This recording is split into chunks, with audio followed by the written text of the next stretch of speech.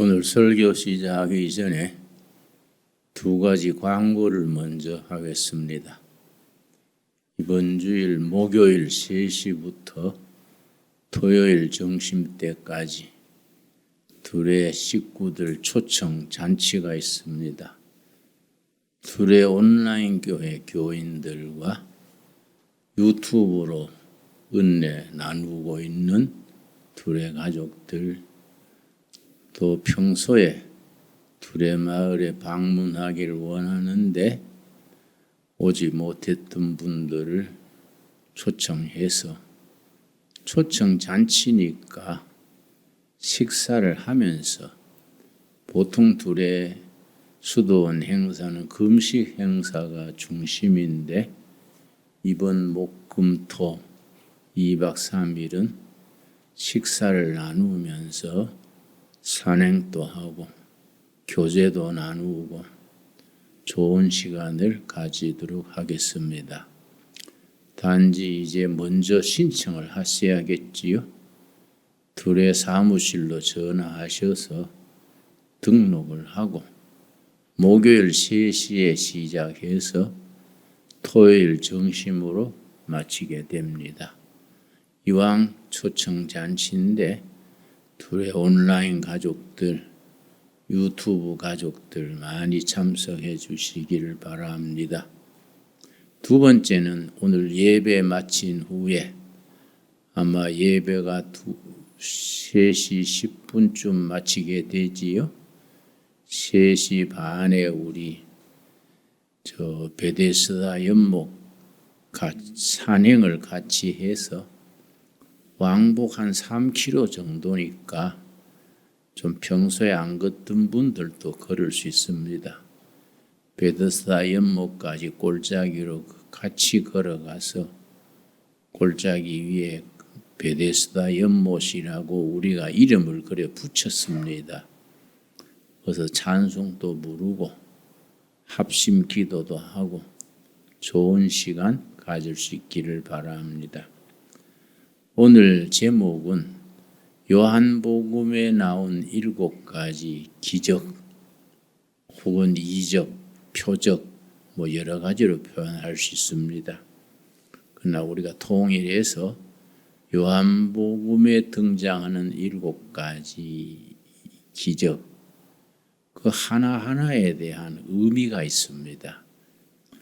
그래서 한 가지 한 가지 기적을 베풀 때마다 예수님이 꼭 그 기적에 대한 영적 의미를 부여했습니다. 그걸 이제 에고에임이라 그럽니다. 에고는 에고이스트, 에고이즘, 그럴 때 나를, 헬라어로 나가 에고입니다. 에고에임이, 에임은 비동사입니다. I am, 나는 포도나무다. 나는 부활이다. 나는 목자다. 7가지 이적을 베푸실 때마다 그냥 이적이 아니라 그 이적에 대한 영적인 본질적인 의미를 꼭 붙였습니다. 그걸 이제 7가지 에고에이미, 영어로 I am, 나는 누구다. 나는 포도나무다. 나는 부활이다. 그렇게 말씀하셨습니다. 그런 내용을 연결해서 가만히 묵상하면은 참 요한복음이 영적인 보고다. 영적으로 우리가 채워지는 것을 느낄 수 있게 됩니다. 먼저 요한복음에 등장하는 7가지 이적을 우리가 본문 살펴보기 전에 성경상으로 왜 이적을 베푸셨는가? 목적이 2가지입니다. 이적을 그냥 이적을 베푼 게 아니라 거기에 목적이 2가지. 2장 11절입니다. 요한복음 2장 11절. 예수께서의 첫 표적 가나 혼인잔치에서 물을 포도주로 변화시킨 첫 번째 표적입니다. 이 첫 표적을 갈릴리 가나에서 행하여 왜 행하셨느냐? 그의 영광을 나타내심에 첫째는 하나님의 영광 나타내려고, 둘째는 제자들이 그를 믿으니라. 제자들, 사람들이 믿게 하려고. 하나님께는 영광이고 사람들에게는 믿음을 가지게 하려고 이적을 베푸셨다. 그 이적이 요한복음에는 7가지다. 7가지 이적을 베풀 때마다 내가 누구다, 에고 에이미 7번 다 말씀하셨습니다. 첫 번째 이적이 요한복음 2장의 가나 혼인잔치에서 물을 포도주로 바뀌게 하신 것이지요. 한국 시골로 말하면은 잔치집에 막걸리 떨어진 거지요. 잔치집에 막걸리 떨어지면은 낭패지요. 우리 어릴 때 시골서 보면은 잔치집에 막걸리 떨어지면 손님들은 계속 오고 하면은 막걸리가 모자라니까 내가 한번 부엌에 지나가다 들으니까 물 타라 할 수 없다. 막걸리 통에 자꾸 물을 갖다 부어서 부엌에 맹물인지 막걸리인지 모르게 하는 거. 왜냐? 오전부터 마셨으니까 오후 되면 막걸리 떨어질 때쯤 되면 취해가지고 이게 막걸리인지 맹물인지 모르는 거예요. 그냥 물 타라 그런 식으로. 그런데 가나 혼인잔치에 포도주에 물 타라 할 수는 없지 않습니까? 잔치집 주인이 낭패인 거예요. 이 잔치집에 포도주가 떨어지시 어떡하나 하는데 예수님의 어머니가 아들을 벌써 아시는 거지요. 이 아들에게, 아들아, 이 잔치집에 포도주가 떨어졌단다. 그러니까 예수님이 어머니 마리아 어머니의 말 듣고 물을 포도주로 변화시켜 준 거지요. 자, 7절 5절 말씀, 2장 5절. 그의 어머니가 하인들에게 이르되 너희에게 무슨 말씀을 하시든지 그대로 하라 하니라. 예수님의 어머니 마리아는 벌써 아시는 거예요. 아들의 그 능력을 아시는 거지요. 6절. 거기에 유대인의 정결 예식을 따라 두세 통 드는 돌 항아리 6이 놓였는지라. 성경 읽을 때 이런 단어를 확실히 아셔야 됩니다. 유대인의 정결 예식은 뭘 말하느냐? 그 나라는 날씨는 더운데 물이 없지요. 그래서 집에 손님이 오거나 일 갔다가 들어오면 먼저 입구에서 손발 씻고 들어옵니다. 손발 씻으려 하면 항아리에 물을 채워 놓는 거지요. 손발을 물에 씻지 않고 들어오면 정결 예식이 어그러지는 거지요. 그게 이제 유대인의 정결 예식으로 현관 입구에 항아리가 여러 개 있는 겁니다. 그리고 잔치집이니까 항아리가 여러 개 있지 않았겠습니까? 6개 항아리, 물 항아리 6개 그게 있었지요. 자, 정결 예식을 따라 두세 통 드는 돌 항아리 6이 놓였는지라. 7절. 예수께서 그들에게 이르시되 항아리에 물을 채우라 하신즉 아기까지 채우니. 이제 그 다음이죠. 이제는 떠서 연회장께 갖다 주라 하심에 갖다 주었더니. 9절. 연회장은 물로 된 포도주를 맛보고 물이 포도주로 바뀐 겁니다. 아주 질 좋은 포도주로.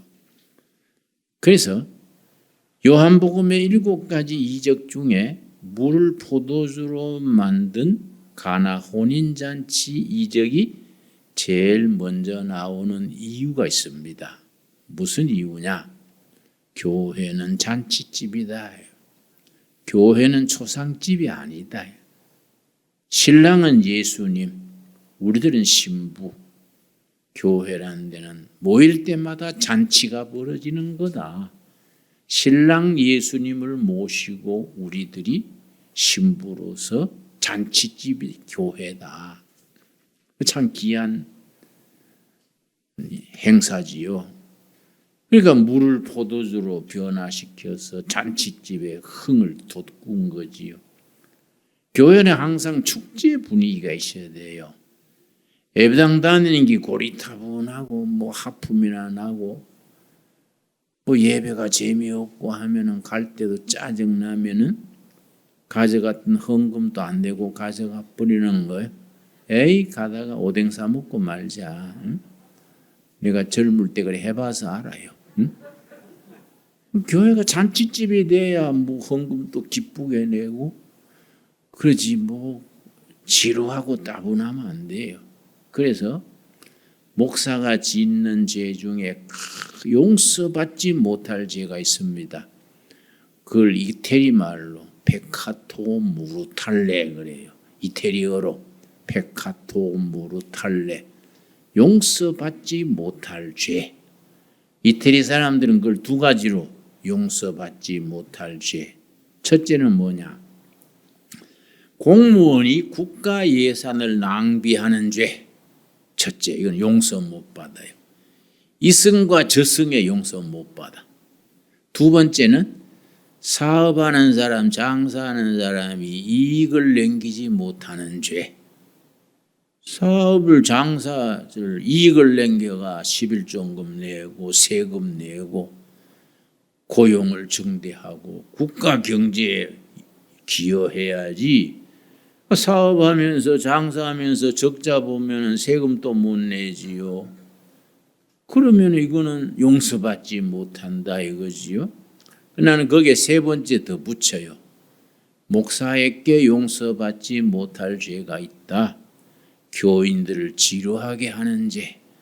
예배 시간에 하품 나고 설교도 뭔 소리인지 모르겠고 정설교에 자신 없으면 성경 본문 같이 읽고 아멘하면 될 텐데 뭔 소리도 모르는 소리를 해서 하면은 뭐 잠은 오고 또 거기다가 또 뭐 잔마귀 쫓아라 그러고 또 뭐 이러면 또 자기가 자기 해놓고는 마귀 쫓아라 하면은 참 그거 답답한 거지요.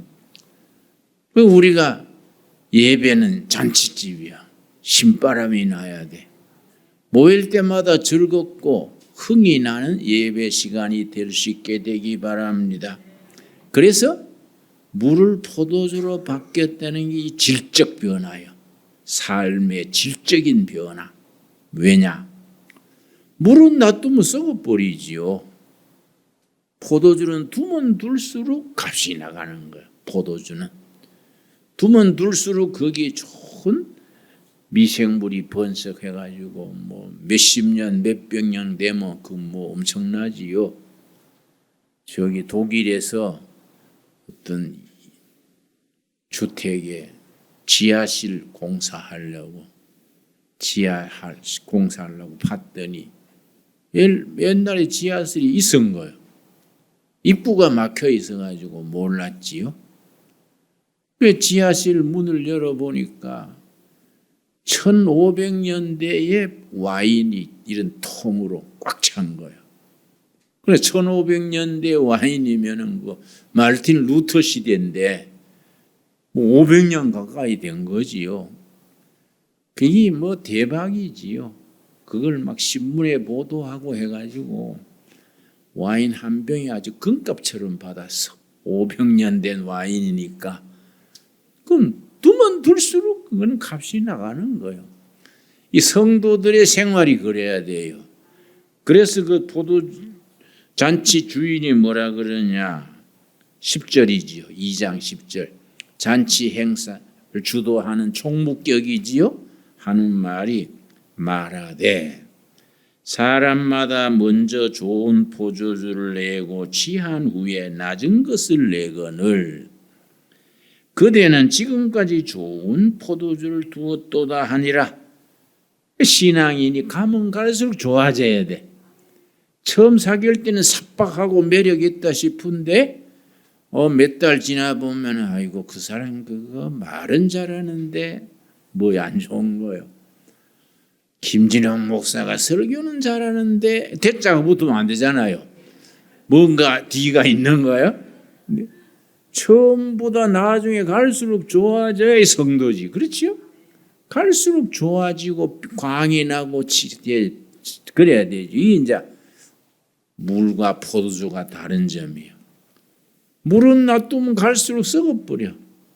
포도주는 갈수록 값이 나가는 거지요. 그래서 가나 혼인잔치에서 그 이적을 행하신 후에 예수님이 거기에 대한 영적 의미를 딱 붙이는 겁니다. 에고 에이미. 나는 포도나무요 아버지는 농부다. 내게 가지 맺는 가지마다 열매를 맺어야 된다. 나는 누구라고요? 포도나무다. 나는 포도나무고 너희는 포도나무에 붙은 가지고 내 아버지는 농부다. 15장 1절이지요. 그 농부 하나님, 성경에 유일하게 나오는 참 좋은 표현입니다. 하나님이 농부시라. 농사꾼 하나님. 예수님은 포도나무예요. 우리는 포도나무에 붙은 가지요. 포도나무에 붙은 가지는 사명이 두 가지가 있어. 첫째는 열매를 맺어야 돼. 둘째는 열매 맺으려면 깨끗해야 돼. 벌레 먹은 가지가 열매 맺을 수 있습니까? 그런 가지는 딱 잘라서 불아궁이로 들어간다. 그리고 우리가 성도의 생활이 열매 맺는 생활이 돼야 되고 열매 맺으려면 삶이 깨끗해야 되지. 그지요? 성도들은 정직하고 깨끗해야 됩니다. 뭐 얼렁덜렁하게 니끼 내끼고 내끼 내끼다 이런 식으로 뭐 그래서 인간관계를 맺으면 안 되지요. 그래서 물을 포도주로 바뀌고 난 뒤에 내가 포도나무다. 두 번째 예수님께서 9장에 보면 요한복음 9장 소경을 보게 하셨지요. 나면서 소경을 실로암 연못가에 가서 씻어라. 실로암 연못가에 가서 씻었더니 소경이 눈이 열리지 않습니까? 그런데 소경 눈뜨게 하는 그게 본질이 아니다. 예수님이 하고 싶은 말은 요한복음 8장 12절입니다. 요한복음 8장 12절에 소경 눈뜨게 하는 그게 뭐 중요하지만은 본질은 아니다. 8장 12절에 예수님이 진짜 말씀하시고 싶은 게 뭐이냐? 요한복음 8장 12절. 예수께서 또 말씀하여 이르시되 나는 세상의 빛이니 나를 따르는 자는 어두움에 다니지 아니하고 생명의 빛을 얻으리라. 그 예수님이 실로암 연못가에 눈먼 소경 눈뜨게 하신 것은 진짜 예수님이 나타내시려는 건 뭐이냐? 예수님이 빛이다. 빛이 있는 곳에는 어두움이 쫓겨간다. 예수님이 그랬지 않습니까? 너희는 세상의 빛이요 세상의 소금이다.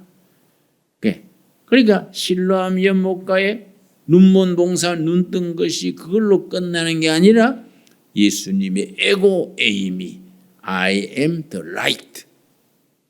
나는 세상의 빛이다. 이게 이제 요한복음의 기적이 우리에게 일러주는 귀한 교훈이지요. 그런데 참 거기 예를 들어서 6장 요한복음 6장 한번 보겠습니다. 6장 보리떡 5개와 물고기 2마리로 5,000명 먹이시고 광주리에 남은 게 12광주리 남았지요. 그런데 그 보리떡 5개 물고기 2마리로 5,000명 먹이신 그걸 예수님이 본질이 아니다. 6장 9절 말씀. 자, 6장 5절부터 봅니다. 예수께서 눈을 들어 큰 무리가 자기에게로 오는 것을 보시고 빌립에게 이르시되 우리가 어디서 떡을 사서 이 사람들 먹이겠느냐 하시니 이렇게 말씀하시면 친히 어떻게 하실지를 아시고 빌립을 시험하고자 하심이라. 빌립이 대답하되 각 사람으로 조금씩 받게 할지라도 200데나리온의 떡이 부족하리이다. 아이고 주님, 200만 원 가지고도 이 사람들 다 못 먹이겠습니다. 그 말이지요. 그랬더니 8절 제자 중 하나고 시몬 베드로의 형제 안드레가 예수께 여짜오되 여기 한 아이가 있어 보리떡 5개와 물고기 2마리를 가지고 있나이다. 그게 보리떡 5개, 물고기 2마리, 오병이어란 말 들으시죠? 병자는 떡병자입니다. 보리떡 5개, 오병이어, 물고기 2마리로 5,000명 먹이셨지요. 좀 현대식으로 말하자면은 보리떡 5가마이, 보리 5가마이, 동태 2상자 가지고 동두천 시민 다 먹은 거예요. 굉장한 사건이지요. 그런데 예수님이 하시고자 하시는 건 뭐이냐? 6장 35절이지요. 6장 35절이 이거는 본질인 겁니다. 본질. 6장 35절 우리 한번 같이 읽겠습니다.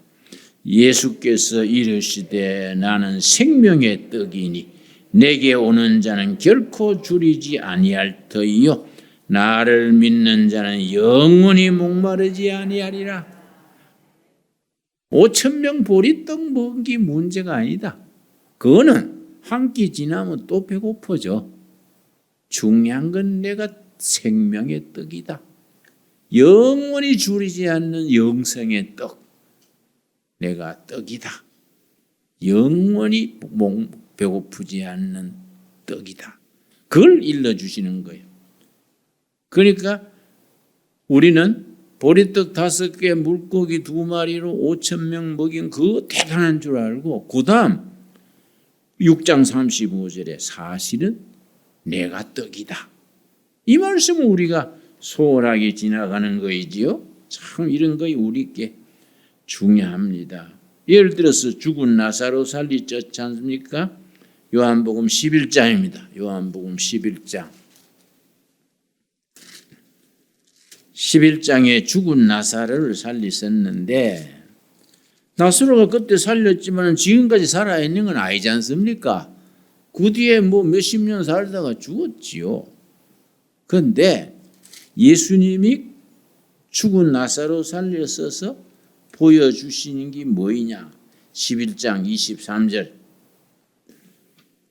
예수께서 이르시되 너 오라비가 다시 살아나리라. 마르다 마리아 그 나사로 세 남매가 사는 집인데 예수님이 친하게 지냈습니다.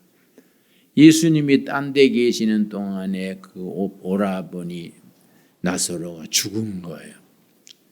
예수님이 계셨으면 살려주셨을 텐데 얼마나 안타까웠겠습니까? 예수님이 오셨을 때는 벌써 죽어가지고 시체실에 있는 거예요. 그런데 예수님이 아니다. 네 오라비는 다시 살아나리라. 그랬더니 마르다가 뭐라 그랬습니까? 24절이지요. 11장 24절. 마르다가 이르되 마지막 날 부활 때에는 다시 살아날 줄 내가 아나이다. 마르다가 신통하지요. 벌써 부활 신앙을 가진 거예요. 마지막 날에는 죽은 오라비가 살아날 걸로 믿습니다. 그랬더니 예수님께서 25절 나사로 살리신 그 본질을 말하는 겁니다. 25절 같이 읽겠습니다. 예수께서 이르시되 나는 부활이요 생명이니 나를 믿는 자는 죽어도 살겠고 무릇 살아서 나를 믿는 자는 영원히 죽지 아니하리니 이것을 너가 믿느냐? 내가 부활이다. 내가 부활이다. 그러고서는 43절 말씀, 43절 이 말씀을 하시고 큰 소리로 나사로야 나오라, 나사로야 나오라. 그러니까 죽어 묶었던 걸 풀고 나온 거예요. 참 굉장한 장면이지요. 근데 그 앞에 예수님이 하신 말씀이 40절이지요. 우리가 이 죽은 나사로 살리신 걸 보면서 내가 부활이다 하면 예수님 말씀 생각하면서 우리가 마음에 품어야 할 신앙은 11장 40절이지요. 예수께서 이르시되 너 말이 너가 믿으면 하나님의 영광을 보리라 하지 아니하였느냐. 하나님의 영광을 어떻게 보느냐? 믿음으로 하나님의 영광을 보게 된다. 너가 믿으면 하나님의 영광을 보게 되리라. 오늘 우리에게 주신 약속의 말씀으로 받을 수 있게 되기 바랍니다. 네가 믿으면 하나님의 영광을 보게 되리라. 믿지 못하고 흔들리면 하나님의 영광을 볼 수 없는 거예요. 믿지 못하고 자꾸 흔들리고 이렇게 아침 저녁으로 믿음이 왔다 갔다 하고 이래서 하면은 영광을 나타날 수 없지요. 그런데 믿으면 하나님의 영광을 보리라. 그래서 죽은 나사로 살리시고 나서 문제는 나사로도 그 뒤에 죽었단 말이에요. 몇십 년 뒤에. 예수님이 일러주시는 것은 6장 35절에 25절에 내가 부활이다. 내가 부활이다. 나를 믿는 자는 살아도 죽지 않겠고 나를 믿고 죽은 자는 부활신앙으로 다시 살아나게 되리라. 참 귀한 말씀이지요. 참 우리가 요한복음의 이 7가지 기적 하나하나가 우리에게 주는 교훈이 참 대단합니다. 여러분, 그 베데스다 연못가에 우리가 예배 마친 뒤에 우리가 이름 붙인 베데스다 못에 같이 가자 했습니다만은, 자, 요한복음 5장이죠. 5장 1절. 5장. 요한복음 5장에 38년 된 병자를 고치신 거지요. 5장 1절. 5장 1절. 그 후에 예수님의 명절이 되어 예수께서 예루살렘에 올라가시니라. 예루살렘에 있는 양문 곁에, 양문은 짐승, 양이 드나드는 문, 가축대가 다니는 문이, 낙타나 소나 양떼가 다니는 문, 전용 문이 있습니다. 그 양문, 그 영어로 sheep이 도지, 양이니까 sheep 도어. 양문 곁에 히브리 말로 베데스다라 하는 못이 있는데 거기에 행각 5이 있고 그 안에 많은 병자, 맹인, 다리 저는 사람, 혈기 마른 사람들이 누워 물이 움직임을 기다리니, 베데스다 연못가에 정자가 5개 있고 사람들이, 병자들이 떼거지로 누운 겁니다. 왜냐? 가끔 용암이 분출하듯이 그 연못에 물이 밑에서 막 뜨거운 물이 확 솟아오르는 거예요. 그때 얼른 들어가면 불치병이 낫는 거예요. 그걸 이제 독일에서는 히트 테라피, 히트는 열이거든요. 열 치료.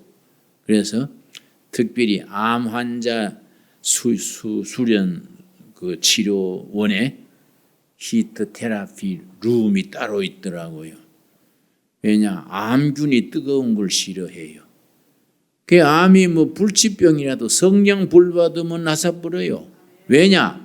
암은 뜨거운 걸 싫어해. 찬 걸 좋아해. 그러니까 손발이 찬 사람이 위험하다는 거예요.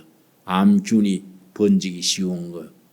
손발이 따뜻하고 몸이 따뜻해야 암이 그게 못 일어나는데, 그래서 내가 가끔 이래 손님들, 교인들 악수해보면 손이 찬 사람들이 있어요.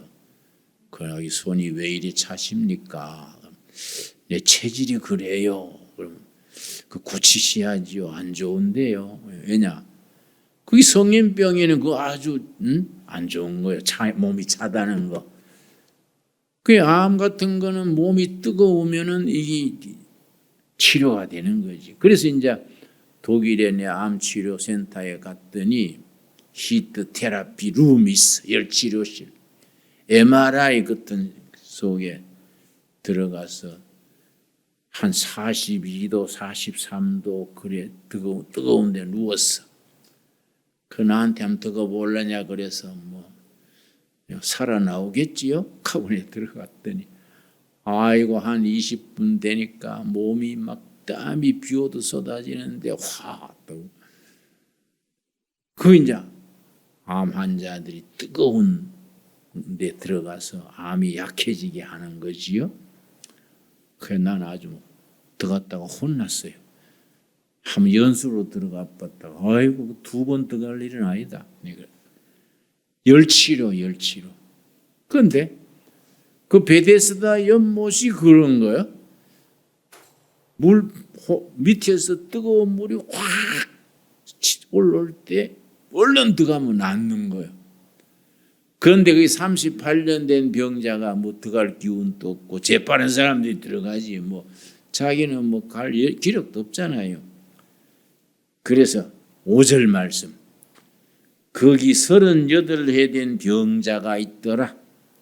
예수께서 그 누운 것을 보시고 병이 벌써 오래된 줄 아시고 이르시되 뭐라 그랬습니까? 너가 낫고자 하느냐? 저는 이 말씀 참 좋아합니다. 이 말씀 읽을 때마다 성령님이 지금 나한테 하시는 말씀이다. 김진호, 너가 낫고자 하느냐? 물으시는 거예요. 병자가 뭐라 그랬습니까? 병자가 대답하되 7절이지요. 주여 물이 움직일 때 나를 못에 넣어주는 사람이 없어 내려가는 동안에 다른 사람이 먼저 내려가나이다. 예, 낫기를 원합니다마는 행동이 굼떠가지고 뜨거운 물이 솟아오를 때 다른 사람 다 들어가 버리고 낫기를 원하지만은 도움받을 길이 없네요. 한숨 쉬면서 말했겠지요. 그때 예수님이 뭐라 그랬습니까? 참 이 말씀 오늘 우리에게 주시는 말씀으로 받읍시다. 8절 말씀. 예수께서 이르시되 일어나 너 자리를 들고 걸어가라. 일어나 너 자리를 들고 가라.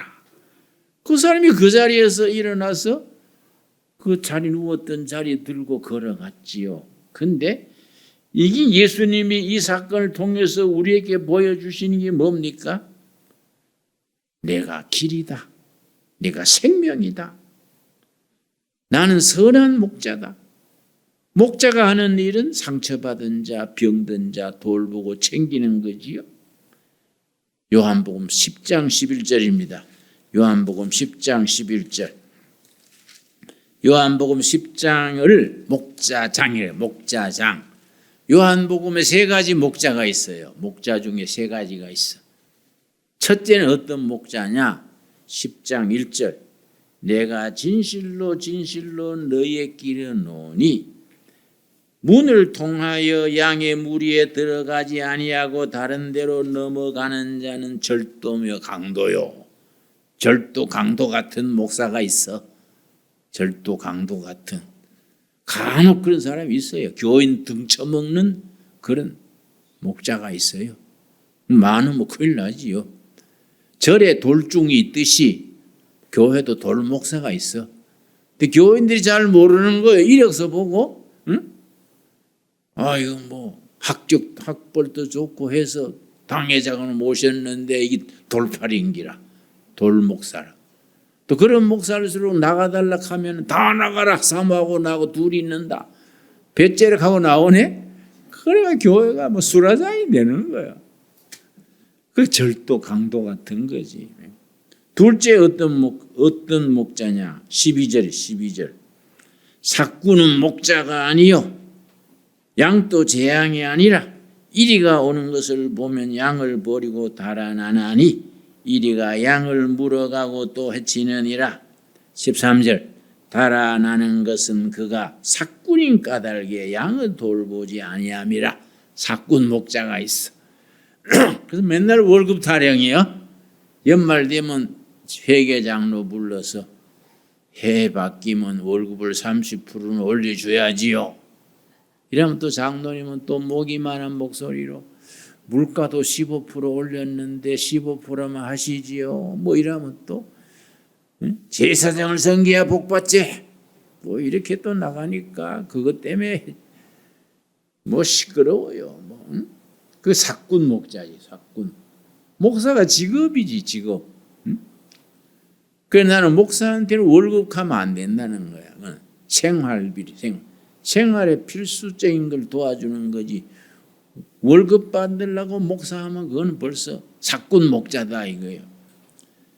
그래 내가 저 워커힐에 14층 가면은 양고기집 양만 전문으로 요리하는 어떤 장로님이 나를 은화할 게 있다고 워커힐 14층 점심 식사 만납시다.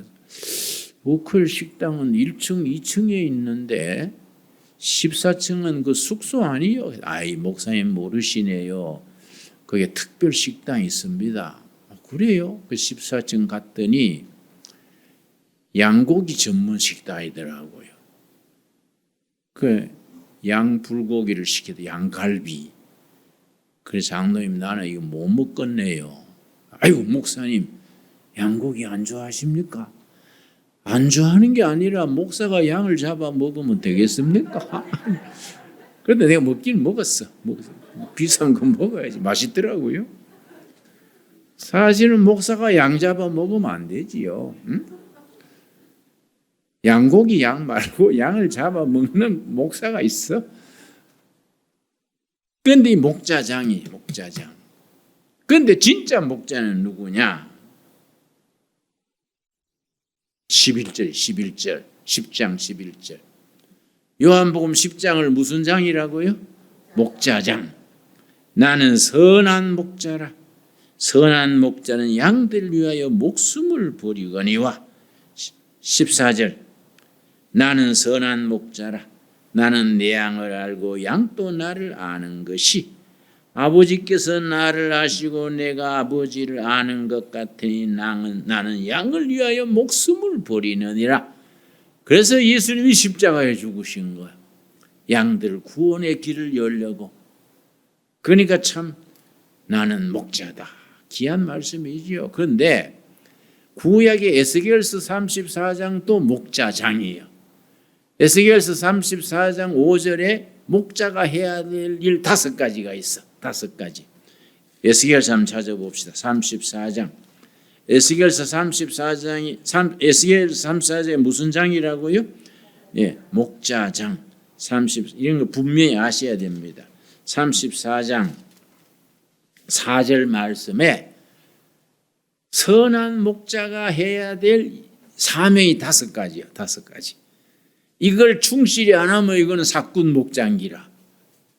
34장 4절 너희가 그 연약한 자를 강하게 아니하며 첫째는 연약한 자를 강하게 하는 사명.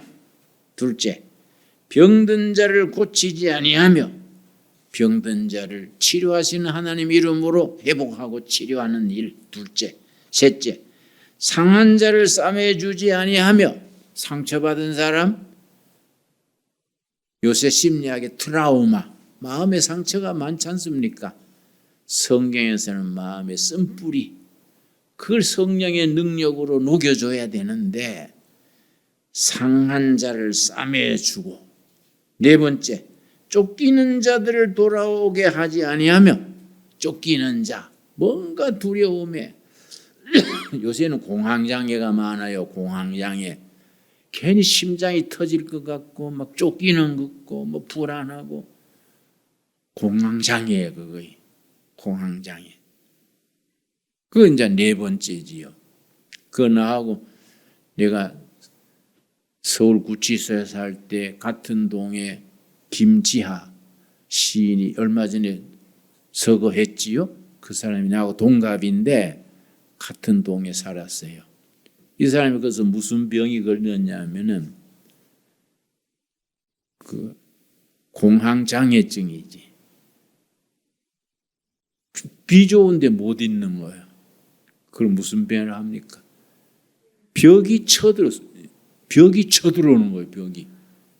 방이 0.7평인데 독방이. 보건 체조를 못해요. 요 정도밖에 못해. 0.7평이니까. 보건 체조를 그냥 발굽혀서 앉았다 섰다 그밖에 못해. 근데 거기서 이 김지아가 신경이 약했던가. 벽이 쳐들어온 거예요. 벽이 자기한테 막 밀려드는 거예요. 소리 지르고 막. 그게 나와가지고 석방된 뒤에 치료받았죠. 정신과 치료받았죠. 일종의 심한 공황장애지요. 그래서 우리가 박근혜 대통령 때 법원에서 고등법원에서 출두하시오. 그래서 법원에서 왜 오락하나? 내가 뭐 걸린 것도 없는데 갔더니 판사가요. 유신체제 때 죄 없이 형사된 걸 정부를 대변해서 사과합니다. 또 그러더라고요. 판사가. 우리가 보상을 하겠습니다. 보상을 뭐 어떻게 해요? 그랬더니 하루 살았는데 18만 4,400원 준대. 야, 이게 웬 떡이냐? 응? 받아보니까 1억 한 2천만 원대요. 그래서 내가 받고 얼마나 내가 아쉬웠는지, 그때 좀 더 살걸. 그런데 김지아는 15억 받았어. 15억. 왜냐?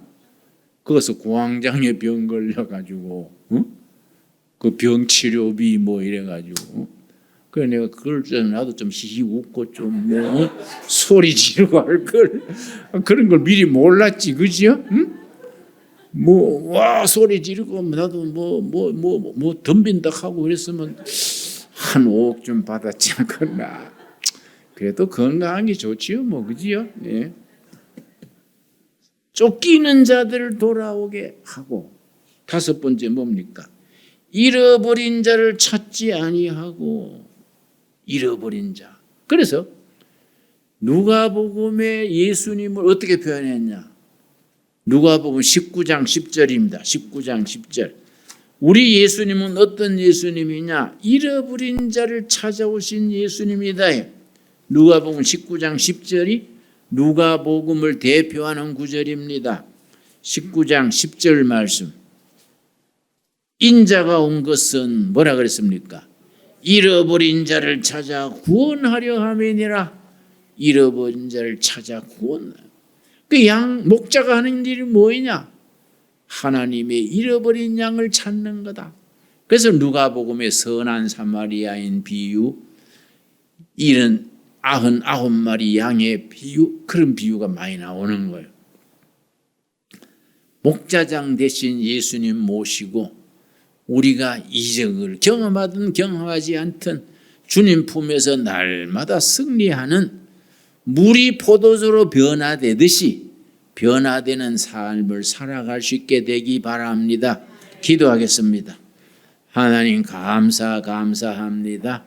우리에게 이적을 베푸셔서 하나님 영광 돌리게 하심을 감사합니다. 우리 믿음이 굳게 하심을 감사드립니다. 너희가 믿느냐? 믿는 자는 하나님의 영광을 보리라 하신 말씀이 이루어지게 하여 주시옵소서. 실로암 연못가에 눈먼 봉사를 낫게 하시고 내가 빛이다 하신 주님, 이 어두운 세상에 빛을 따라 살게 하여 주시옵시고, 베데스다 연못가에 38년 된 병자를 향하여 너가 낫고자 하느냐? 예, 낫기를 원하는데 세상에 도움받을 길이 없습니다. 일어나 걸어가라. 오늘 우리들에게 주신 약속의 말씀으로 받게 하여 주시옵소서. 예수님 이름 받들어 기도드려 사옵나이다. 아멘.